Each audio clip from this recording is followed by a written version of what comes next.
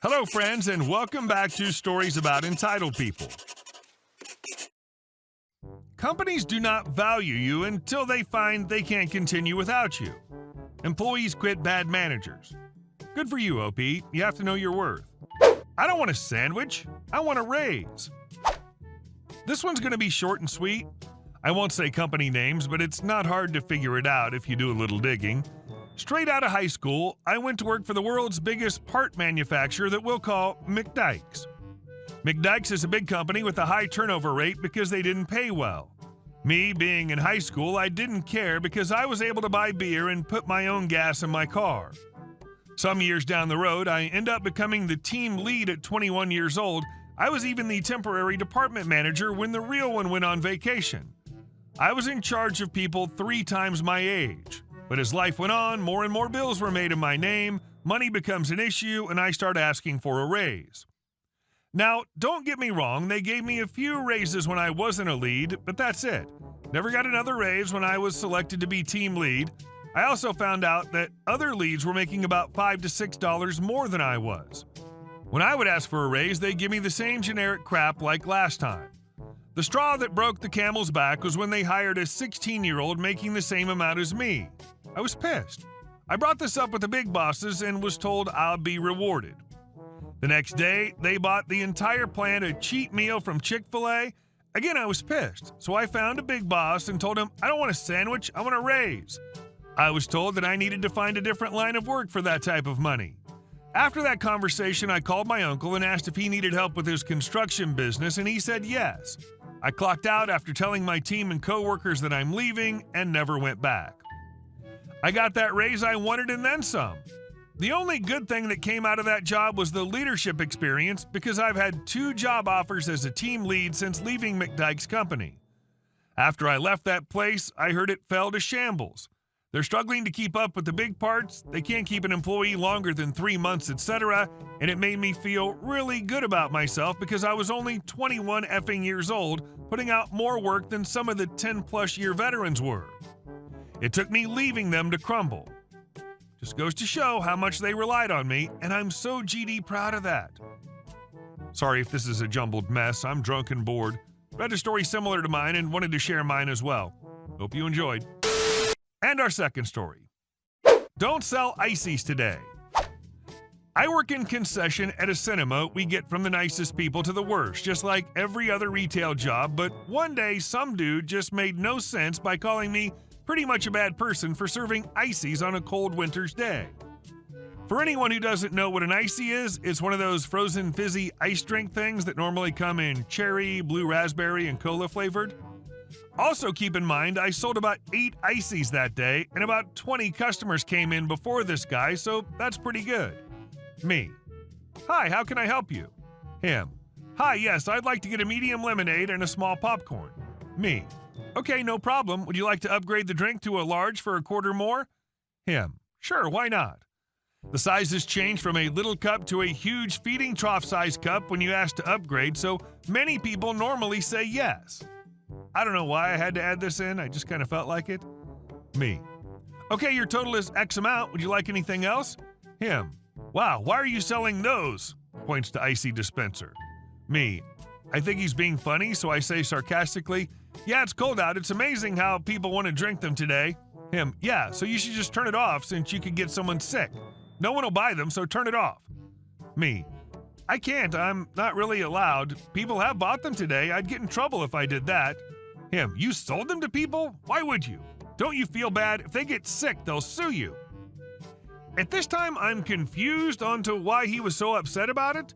So I asked him nicely to pay, and he did while rolling his eyes at me and walked away while doing that thing where people walk away mad and shake their head in a no motion. Then a teenage girl asked for a cherry icy, and I sold her one. I guess the dude wasn't as bad as most of the stories I hear on here since he gave up pretty early on in the argument, but still he was quite the jerk, who has no right to tell me how to work or what to sell. And our next story. Karen shuts up when I speak up. Way up! Okay, so I've been working as a driver for one of those food delivery apps called Waiter for a while now, and this happened to me just before I got off my shift today. One of the places you can order food from with our app is a Subway inside the local Walmart. It doesn't happen too often, but enough that people get warned it can happen during orientation. Don't want us driving up and down the street looking for a restaurant we won't be able to see, I guess. Anyway, I was picking up a sandwich and had to grab the drinks and bags of chips for the order while it was being made. Now, the uniform I was wearing for work is a highlighter green t-shirt with the company logo on it and blue jeans. The Subway uniform is a dark green polo and black pants, so I see no way for them to be mixed up, even as colorblind people would be able to tell the difference between them. When I've got the chips and drinks and I'm headed for my bag, when a woman sidesteps in front of me, making me stop short and almost drop everything. I'm a bigger guy, so sudden stops aren't that easy for me. Okay. Finally, I've been waiting half an hour. Give me that. Then she tried to grab the stuff from me. I pulled back and turned to block her. Me. Hold up, ma'am, this isn't yours. I have to deliver this to someone at their house. Okay, don't lie to me. Subway doesn't deliver. Now give me my food. Me. This isn't your food. Okay. You're a horrible waiter. I'm gonna get you fired. Where's your manager? Me. Ma'am, I'm not a waiter here. I work for... Okay. Quit lying, you little crap. Your uniform says you're a waiter. Now give me my damn food. Now, I have run into this sort of thing a few times. Since the shirt has the logo and says waiter on it, some people assume it's just a typo and that wherever they're eating has decided to label their waiter for some reason. I've gotten used to explaining it to people, but I was about 5 minutes from getting off the clock and my delivery would be about a 15-minute drive, so I was just really wanting to get out of there. So I ended up doing something that I kind of regret, since she has a legit reason to complain about me. I took a deep breath and yelled right in her face. I don't work here! Move! She moved, looking like she'd been smacked in the face with a wet fish. I dropped the chips in my bag, grabbed the sandwich and tossed it in too, grabbed the drink and walked out feeling like a boss. I really hope she doesn't figure out where to call to complain, because I really like this job. And our last story, a fitting twist. Background. I had a pretty terrible childhood. Don't get me wrong, I've heard of way worse, but it was far from healthy or normal. When I was young, my parents were millionaires. My father's parents owning several of the largest businesses in the region. They divorced before I was a teenager, and both of their lives plummeted downhill. By the time I was 16, I was living on my own. Neither of them ever worked a job since I was a teenager. Situation. I joined the military and left town without ever looking back. As more years passed, I added more and more distance, physically and mentally, from my parents. When I was 20, I learned that my mother had been arrested for stealing a large sum of money from my grandmother, who was living on her own, but in the beginning stages of Alzheimer's.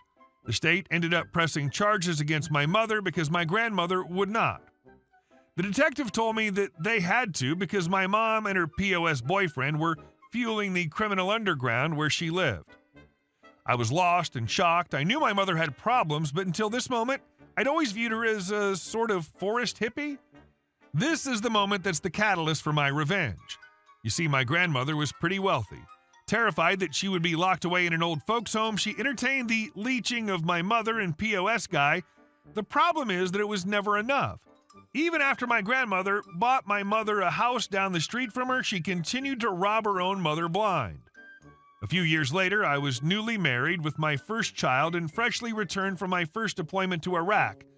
We just completed another move across the country, and I'm starting a new job at a new unit. I get home from work and have a strange short voicemail from my uncle, who's like the okayest guy I've ever met. It literally just says, "My mom's in the psych ward at the big hospital in her town. She left everything in your name. I'm flying back home." This is where I learned that the legal document my grandma had me sign when I was 16 made me the executor of her estate, power of attorney, etc. My unit arranges a very generous amount of time off to fly across the country and deal with this bizarre scenario. She lived alone in this massive house. My mom had destroyed the house my grandmother bought her, then moved into grandma's house on the auspices of caring for her. There were so many fleas inside that contractors I hired to make repairs wouldn't go inside. Everything was an ashtray. It was an insane thing to witness/experience. I still refuse to interact with my mom at this point of my life. but now that I had the keys to the kingdom, aka access to the pot of gold, she tried to worm her way back into my life with a renewed vigor. I was 23 with a new baby and marriage, if you remember, so I made the poor decision to put my grandmother into a nursing home. I fixed up the house, rented it to create passive income so she'd not deplete her savings, and headed back home. Of course, Grandma's spicy and got kicked out of her swanky retirement home when she broke a coffee cup over some other lady's head for snooping around in her room. She was apparently wearing my grandmother's shoes when she got clocked.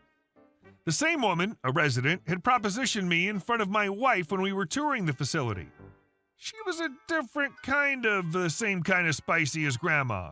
Her only option after the incident was a psych ward, so my senile grandmother moved in with my family, and she lived with us for more than 5 years until her care was just out of our capability. This is about the time that I exacted my revenge. The nuclear option. When the state filed charges against my mother, way back when I was 20, part of her restitution included a lien that was placed against her property, in the name of my grandmother for a little less than $100,000. Some years later, my mother had not paid her property taxes in so long that she was about to lose the house. She called me to explain that the lien would not be paid if the house was auctioned, which I knew was not true. But I saw an opportunity. I eventually worked out a deal with her. She would sign the deed over to me, and I would then sell the house and pay for her to move somewhere else. I fly to town, meet her, and sign the deed over. She expected me to use my name and credit to get her a luxury apartment. She also wanted me to buy her a new truck. And let's not forget the moving company. I rented her a U-Haul truck and got her a storage unit that I had paid for 6 months.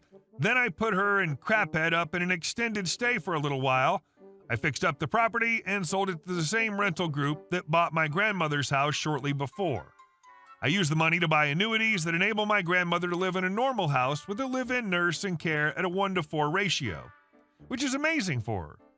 She still might run out of money because of what my mother did, and I honestly don't know what'll happen then. She's got some years before I have to worry. She's just shy of 100.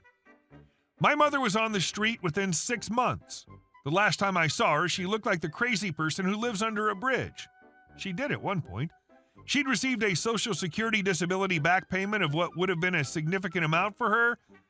I told dude I'd give him some money if he gave me the key to the storage unit. Somehow, years later, she'd managed to keep it. I shared the loot with my siblings, gave POS $100, and closed that chapter in my life permanently. Hey guys, thank you all for watching the video. I'll see you in the next one.